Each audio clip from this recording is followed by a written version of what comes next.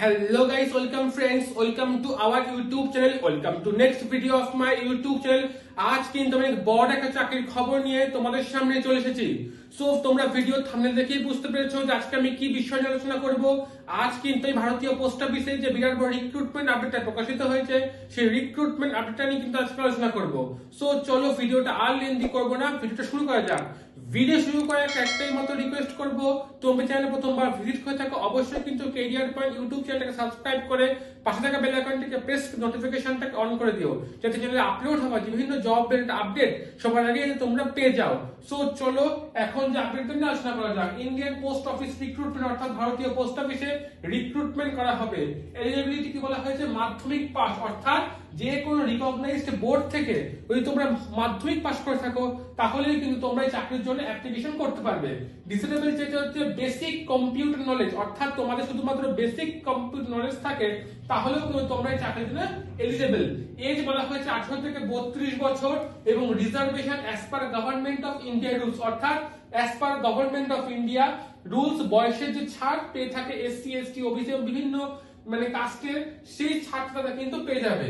Salary বলা হয়েছে 25,500 টাকা থেকে 81,100 টাকা অবধি তোমরা স্যালারি পেতে পারবে এবং অফিসিয়াল ওয়েবসাইট কিন্তু www.indiapost.gov.in।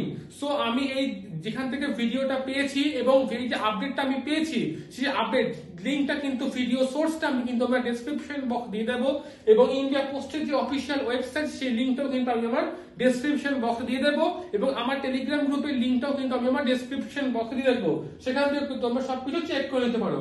ডকুমেন্ট ভেরিফিকেশন ডকুমেন্ট যেগুলো লাগবে, মাধ্যমিকের admit card, all education document তোমাদের কি কি আছে, কারো উচ্চ মাধ্যমিক থাকে, ওদের কারো গ্র্যাজুয়েশন লাগে, তোমরা কিন্তু রেডি করে রাখবে, যখন ফর্ম ফিল হবে যে কটা চাইবে তোমরা সেটা দিতে পারবে।